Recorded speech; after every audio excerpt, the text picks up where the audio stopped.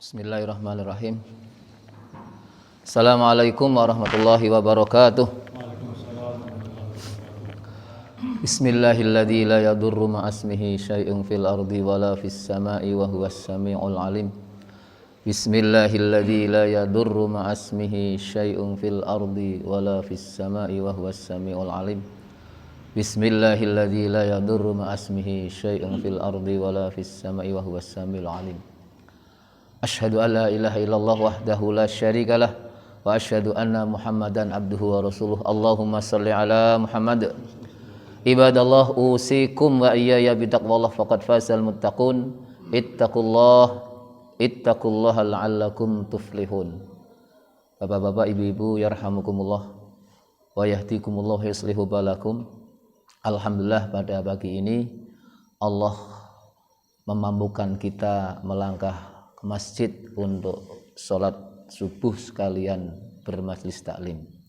Semoga langkah-langkah kita menjadi amal soleh di akhirat, menjadi saksi atas amal baik kebaikan kita, sebagaimana Allah firmankan di surat Yasin, al-yawma nakhtimu ala afwahihim wa tukallimuna aydihim wa tashhadu arjuluhum bima kanu yaksibun. Tangan, kaki dan seluruh anggota tubuh besok pada hari kiamat memberikan persaksian atas baik amal orang tersebut. Babul amri bil ma'ruf wan nahyi anil munkar. Qala Allah Ta'ala, wal takum minkum ummatun yad'una ilal khairi wa ya'muruna bil ma'rufi wa yanhauna 'anil munkar wa ulaika humul muflihun. Wa qala ta'ala, kuntum khaira ummatin ukhrijat linnasi ta'muruna bil ma'rufi wa tanhauna 'anil munkar. Wa qala ta'ala, khudhil 'afwa wa'mur bil 'urfi wa'rid 'anil jahilin. Wa qala ta'ala, wal mu'minuna wal mu'minatu ba'duhum awliya'u ba'd ya'muruna bil ma'rufi wa yanhauna 'anil munkar. Wa qala ta'ala, lu'inal ladzina kafaru min bani Israila 'ala lisani Dawud wa Isa ibn Maryam dzalika bima 'asaw wa kanu ya'tadun. Kanu la yatanahawna 'an munkarin fa'aluh labi'sa ma kanu yaf'alun.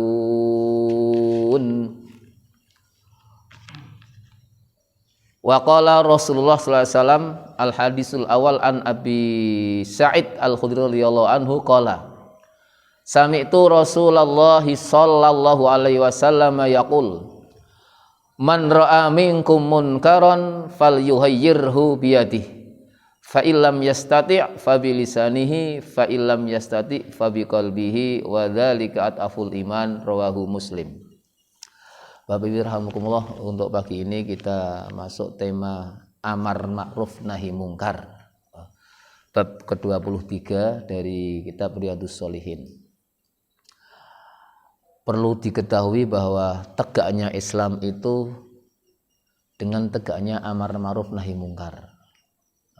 Bahkan ada satu pendapat sebagian ulama, amar ma'ruf nahi mungkar dimasukkan di rukun Islam, sehingga masuknya nomor 6 setelah syahadat, sholat, puasa, zakat, haji, dan amar ma'ruf nahi mungkar. Itu sebagian pendapat. Karena apa? Tanpa amar ma'ruf nahi mungkar, maka Islam hanya digembor-gemborkan saja. Maksiat tetap lancar. Karena yang paling berat itu nahi mungkar. Amar ma'ruf setiap manusia bisa, tapi nahi mungkar ini yang berat. Yang punya kekuasaan tertinggi adalah biasanya itu pemerintah atau penguasa, aparat. Tapi ke amar ma'ruf semua manusia itu mampu. Sehingga di surat Ali Imran ayat 104 ini Allah memerintahkan kepada kita umat manusia diperintah untuk mengajak kebaikan, yad'auna ilal khair. Kalimat wal takum minkum, minkum itu lil bayan, di sini bukan lalit tab'id, menjelaskan bahwa semua kamu punya kewajiban untuk yad'auna ilal khair, mengajak kebaikan.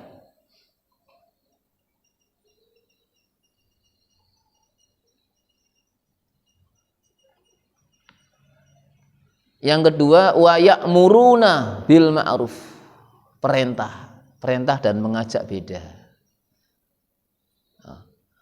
Kalau mengajak, ayo mari kita sholat, mari kita ngaji, mari kita berbuat kebaikan. Ini namanya dengan istilah dakwah. Strateginya apa? Bilainin au ikhladin bihasbima yanfa'.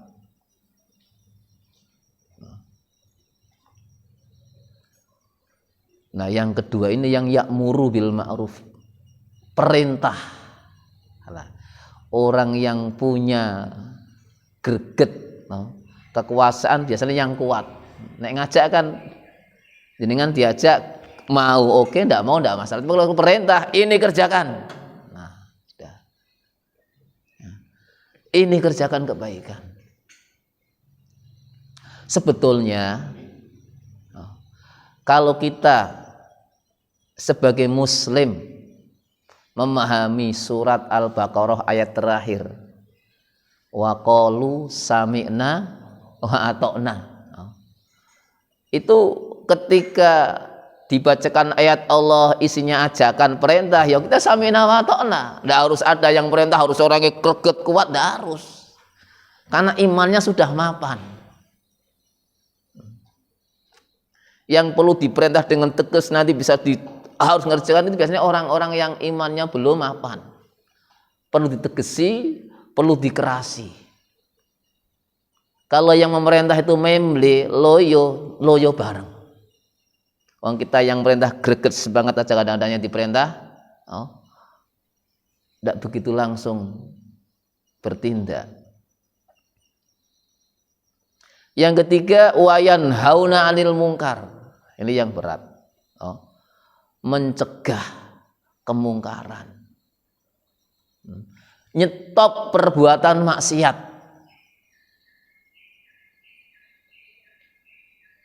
memberhentikan kemaksiatan, kemungkaran yang nampak di tengah-tengah masyarakat kaum muslimin. Nah, yang ketiga inilah di hadis tadi yang saya baca pertama, modelnya ada 3. Orang muslim yang punya kewenangan untuk yanha anil mungkar, nahi mungkar, itu 3 modelnya. Yang pertama, fal yughayyirhu biyadihi, dengan catat tapi man ra'a minkum munkaron, apabila di antara kamu, hai kaum muslimin, melihat kemungkaran, tahu kemungkaran di depan mata kita, langsung terjadi hari itu, jam itu melihat. Gimana? Yang pertama, fal yughayyirhu biyadihi, hilangkan kemungkaran itu. Bahasa gampangnya sikat, suruh berhenti mungkar itu. Biyadih, dengan tanganmu, dengan kekuasaanmu. Nah, sebagian ulama menjelaskan, mensyarih hadis ini, yang kelompok pertama ini adalah penguasa dengan aparatnya. Oh, di sana ada prostitusi, gimana caranya? Tutup tempat itu. Di sana pabrik minuman keras, tutup pabriknya. Di sana ada perjudian, datangi, suruh berhenti. Itu penguasa. Kalau itu tidak mau, baru yang kedua, fabilisanihi, dengan lesannya, nasihat, arahan, pencerahan. Ini dijelaskan di syarah itu para alim ulama, para kiai. Jadi yang pertama itu umaro.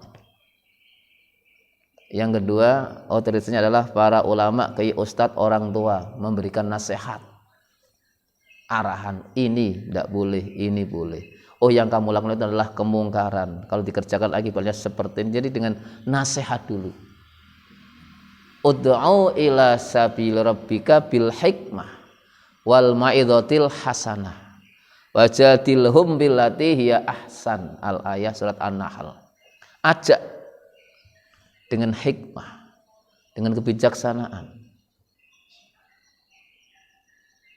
Baru yang ketiga, kata Rasulullah, fa illam jasati fa biqalbihi. Cukup dengan hatinya. Mau ngomong tidak mampu, malah disentelap, misalnya mau ngasih nasihat malah kita kena imbasnya, sudah dengan hatinya, ya Allah, ini kemungkaran. Berikan kekuatan orang-orang yang mampu untuk bergerak, ya Allah. Saya hanya berdoa, tidak bisa apa-apa. Tapi saya ingkar itu mungkar. Saya ingkar itu kemaksiatan. Kalau dibiarkan umat jadi rusak. Nah, manusia-manusia Muslim yang mampu beramar ma'ruf nahi mungkar dijanjikan Allah, wa ulaika humul muflihun. Itulah orang-orang yang sukses. Orang-orang yang menang, orang-orang yang bahagia.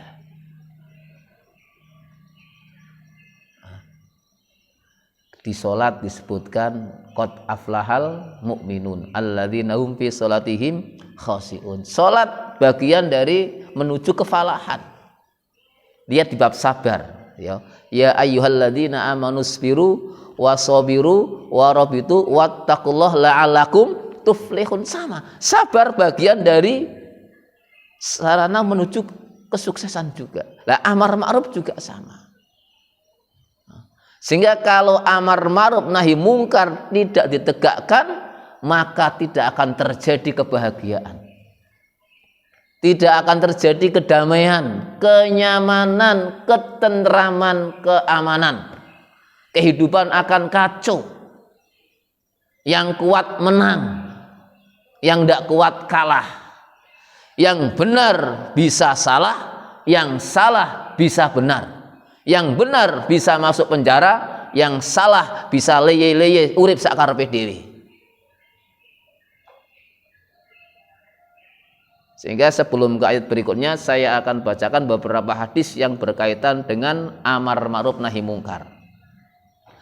Bila amar ma'ruf nahi mungkar tidak ditegakkan sesuai dengan syariat Allah, Al-Quran dan As-Sunnah, maka akan mendatangkan azab.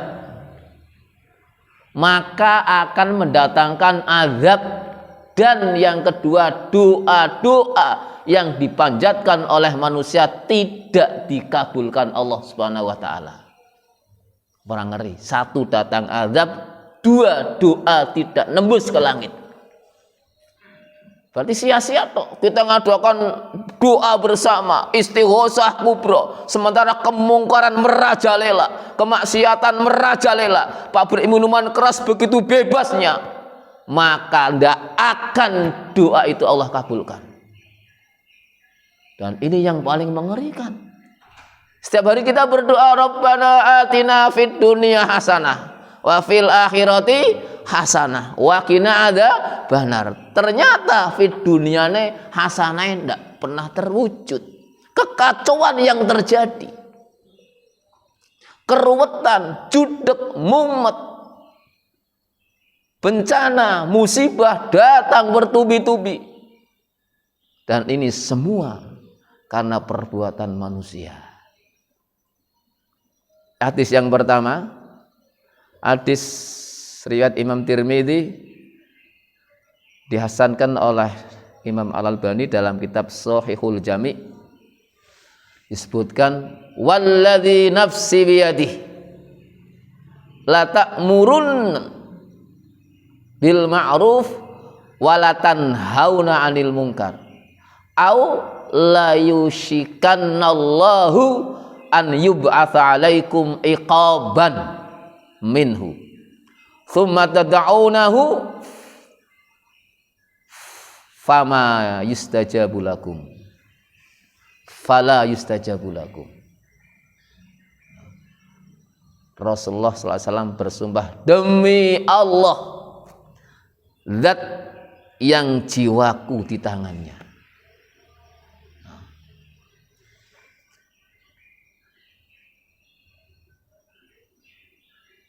harus kamu tegakkan amar ma'ruf nahi mungkar. Atau kalau kamu tidak mau menegakkan amar ma'ruf nahi mungkar, ada kemungkaran dibiarkan, ada kebatilan dibiarkan, tiga-tiganya tidak kamu lakukan. Kekuasaan tidak, dengan lesan tidak, dengan hati tidak, pro wes ikut umbyung baik, tidak peduli. Maka yang pertama, Allah pasti mendatangkan azab, iqaban minhu, azab karena tidak mau amar ma'ruf nahi mungkar. Yang kedua, fala istajabu lakum, doa yang kamu panjatkan tidak Allah kabulkan. Itu hadis yang pertama. Hadis yang kedua, hadis ini riwayat Imam Abu Dawud, Imam Ibnu Majah, dan disebutkan oleh Imam Al-Albani kitab Shahihul Jami' juga disebutkan ma min qaumin yu'malu fihim bil ma'asi thumma yaqdiruna ala an yughayyiru thumma la yughayyiru illa yushiku an ya'ummahumullahu minhu bi iqabin. Na'udzubillah min dzalik. Tidak ada satu kaum pun yang di tengah-tengah kaum itu ada kemungkaran, ada kemaksiatan.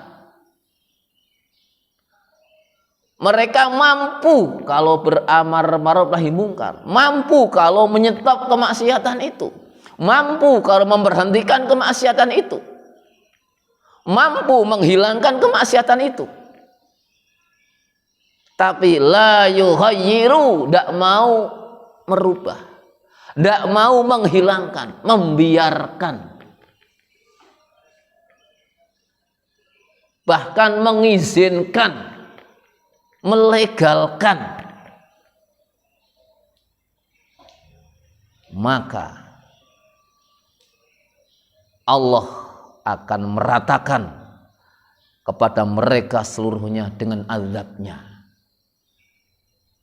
Yang berbuat satu orang, dua orang, tiga orang, ketika azab datang yang kena semuanya. Ini makna an ya'ummahumullahu minhu bi'iqab. Dan ayat hadis ini sesuai dengan firman Allah di surat Al-Anfal ayat 25.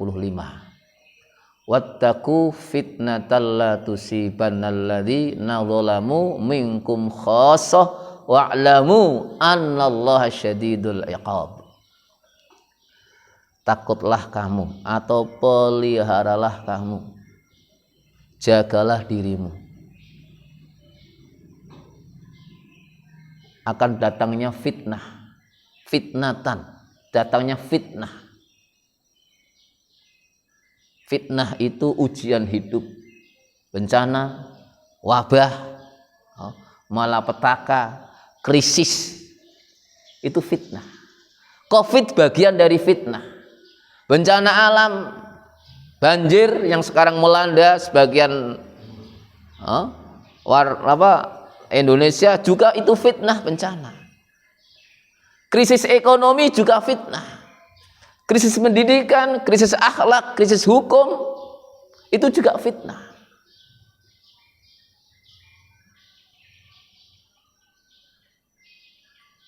Fitnah itu kalau datang tidak hanya menimpa orang yang zalim saja, tidak hanya menimpa orang yang salah saja, orang yang soleh pun, orang yang taat pun, yang hidup di tengah-tengah orang salah itu, ketika datang azab bencana semuanya akan kena akibatnya.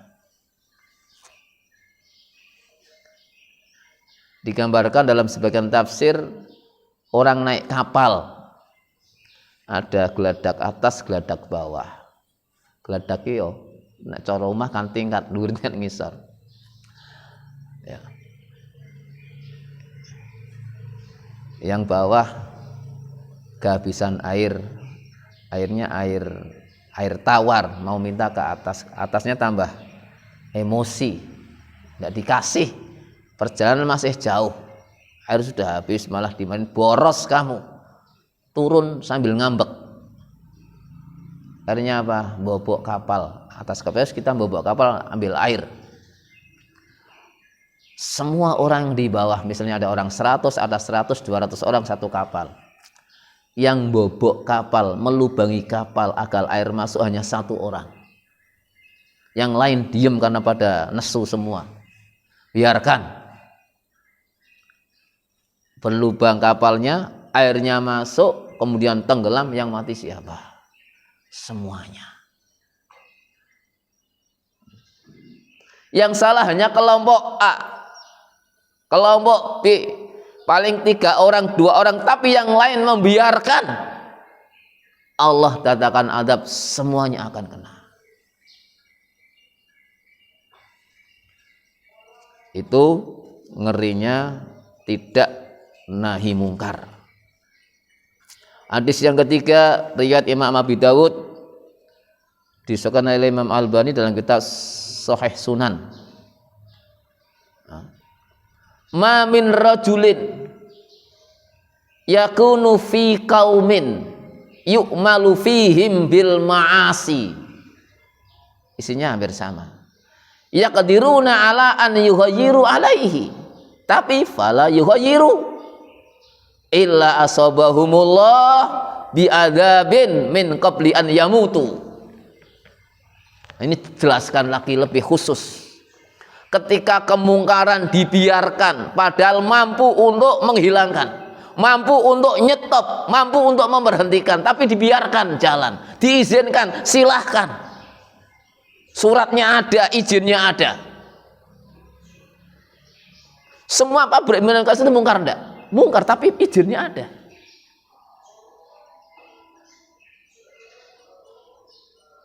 Itu kan berarti membiarkan. Illa asabahumullahu bi'adzabin min qabli an yamutu.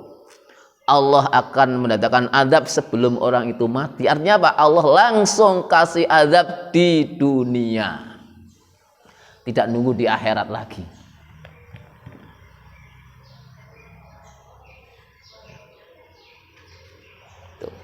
Itu hadis ketiga. Sekarang hadis yang keempat.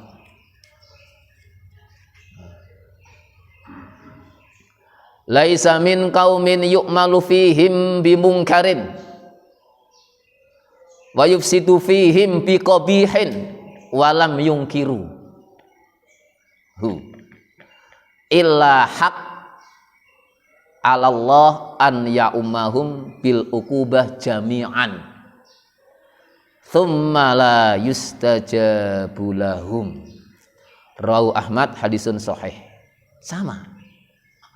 Ketika di tengah-tengah masyarakat ada kemungkaran, ada perbuatan yang jahat, yang merusak umat, kok dibiarkan, tidak dirubah, tidak dihilangkan, maka Allah akan meratakan azab. Dan yang kedua, doa-doa tidak Allah kabulkan. La yustajabu lahum, doa-doanya tidak dikabul.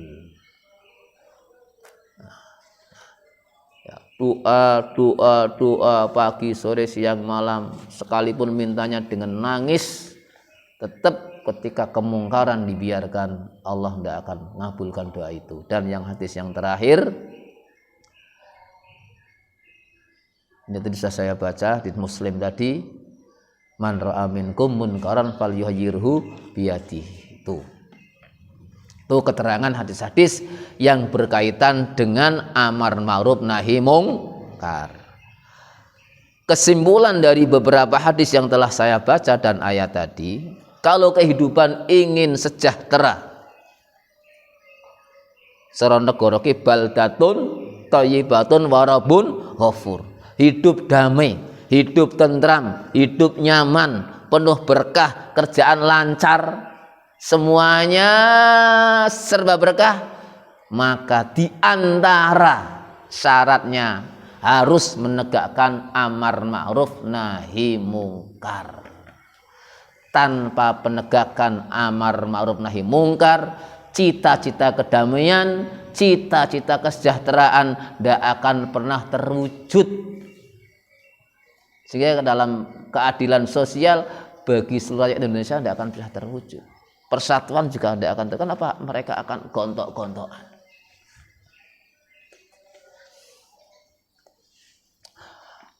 Ayat kedua di surat Ali Imran 110. Kuntum khaira ummatin ukhrijat linnasi ta'muruna bil ma'rufi wa tanhauna 'anil munkar. Jadilah kamu umat yang terbaik. Umat yang terbaik. Khaira ummat. Umat yang terbaik itu umat yang bagaimana? Umat yang mau satu amar ma'ruf, dua nahi mungkar. Sehingga kalau amar ma'ruf nahi mungkar tidak ditegakkan, bukan menjadi umat terbaik, sebaliknya umat yang rusak. Naudzubillah min dzalik. Tuh.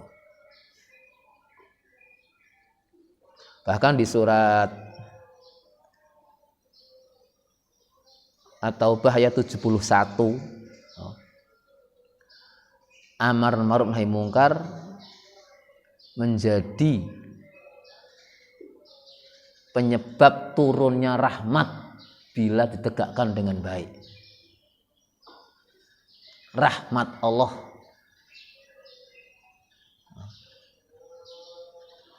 Itu di surat At-Taubah itu 71.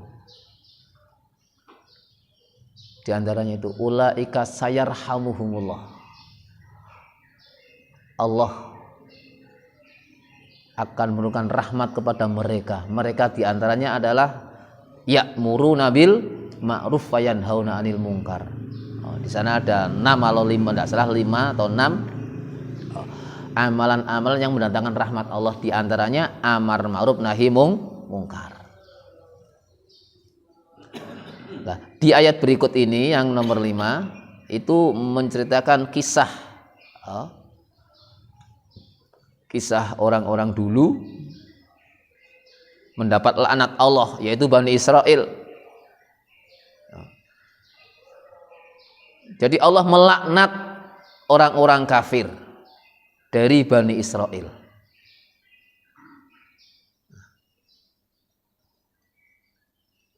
Lewat risalahnya Nabi Daud dan Nabi Isa alaihissalam.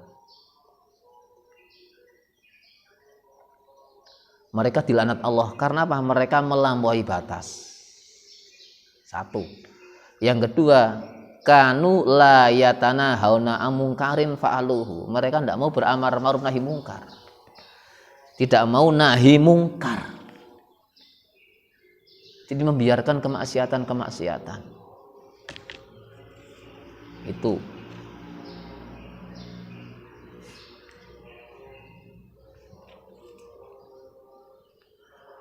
Di surat Al-Kahfi ayat 29 Allah berfirman, wa qulil haqqu mir rabbikum faman syaa falyu'min wa man syaa falyakfur. Katakan kebenaran. Jadi yang benar katakan benar, yang salah katakan salah. Adapun orang itu nanti mau sami'na wa atoina atau sami'na wa asoina, itu urusan. Yang penting sudah disampaikan.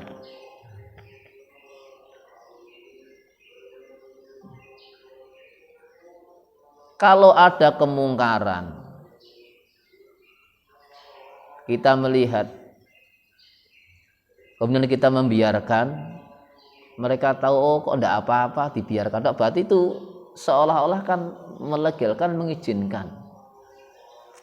Jadi diamnya itu menjadi penilaian itu benar.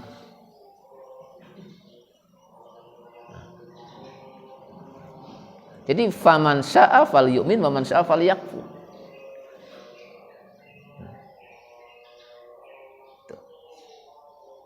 Nah, dari keterangan hadis dan ayat tadi, kesimpulan nomor 1, wujubu tahyirul mungkar bi ayyi wasilatin mumkinatin. Wajib hukumnya mencegah kemungkaran, menghilangkan kemaksiatan dengan wasilah yang memungkinkan, dengan cara kita masing-masing, minimal dengan hati. Sehingga antara Pak RT dengan panjenengan sebagai warga itu beda metodologi amar ma'ruf nahi mungkarnya. Kalau saya sebagai RT, warga saya ada kemaksiatan, kok saya mampu tak stop, saya tidak mampu saya lapor ke atasan saya. Kalau saya main tangan sendiri, saya tidak mampu, malah dikeroyok jadi RT, Pak RT ini kurang ajar, dia dipecat, baik ganti, saya lapor ke atasan saya. Jadi jangan main hakim sendiri, karena jadi masalah di negara hukum.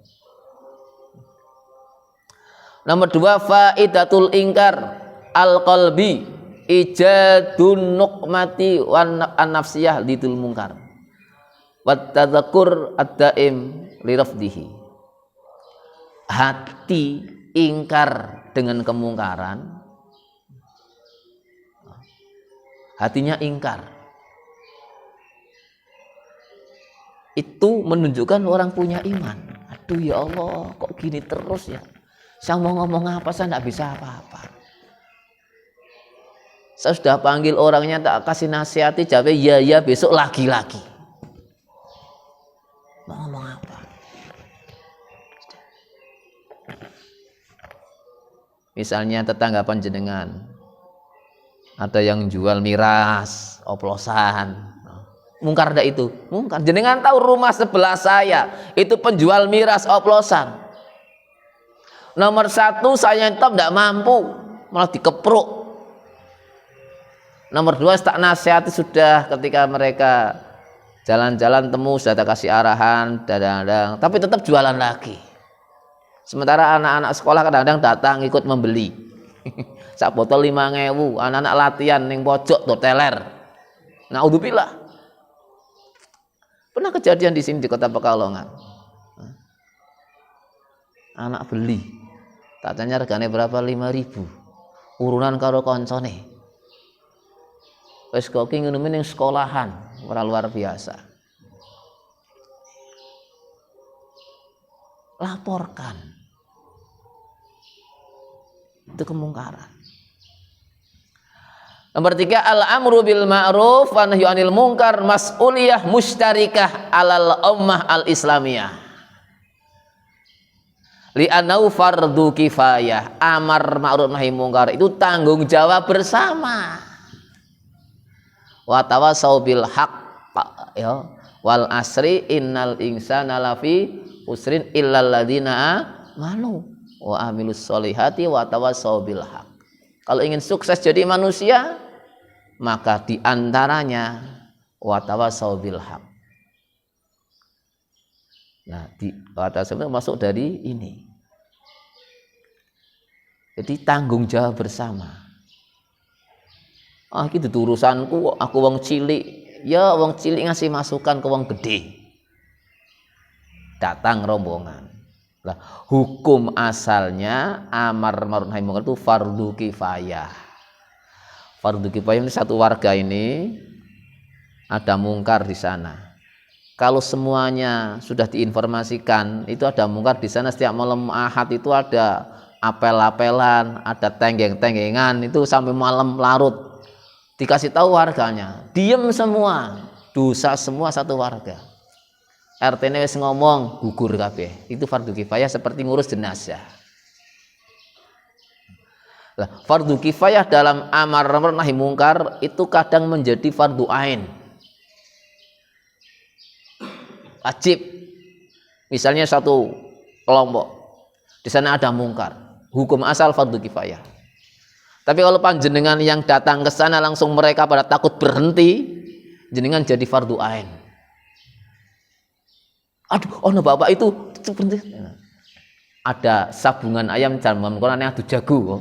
Adu jago kok ning sorpring. Nah.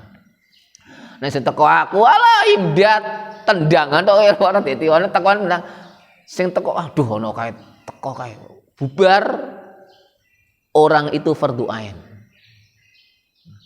Krungu sendale kresek wis langsung pelayu misalnya aduh oh, itu fardu ain. Kenapa? Dengan datangnya orang itu mereka karena punya wibawa, tidak harus aparat. Itu amar ma'ruf nahi mungkar. Hukum asalnya fardu kifayah, bisa fardu ain.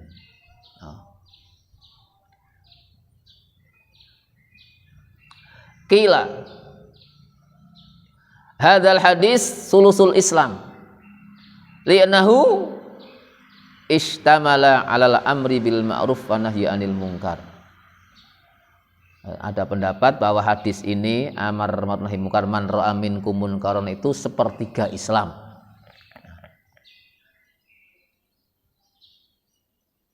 Ada yang mengatakan kulluhu al-islamu kulluhu innahu al-islamu kulluhu. Islam itu ya di amar ma'ruf nahi munkar. Li'anna amal syar'iyah imma ma'rufin yajibul amru bihi au mungkan yajibun nahyu bihi. Karena perintah dalam syariat itu ketika perintah itu berupa kewajiban ma'ruf harus diperintahkan. Ini kerjakan, ini kerjakan, ini kerjakan. Kalau kemungkaran, maksiat harus di stop. Ini tidak boleh, ini dilarang. Ini pendapat yang kedua. Jadi amar ma'ruf itu ya Islam itu. Islam tegak dengan amar ma'ruf nahi mungkar. Tanpa amar ma'ruf nahi mungkar Islam tidak akan bisa tegak. Ya di rumah saja, tidak usah jauh-jauh. Kakak adik berantem wong tuane ndelok ketok pre rusak ora. Deloke njukuk lading Pak karo kakak ngaji Pak. Oh. Dibiarkan oleh bapak ibunya deloke. Ya rusak kakak ngaji gelut-gelutan terus. Nah, nahi mungkar dilerai damai. Nek dikoke jame itu mulane bimbingan konseling itu bagian dari amar ma'ruf nahi mungkar. Ketika terjadi pertikaian di antara anak di sekolah, panggil, didamaikan, dikasih arahan. Di masyarakat juga sama.